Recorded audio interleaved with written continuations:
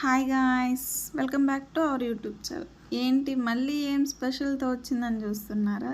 ఇప్పుడు మీ ముందుకు తెచ్చేసా ఫిష్ ఫ్రై.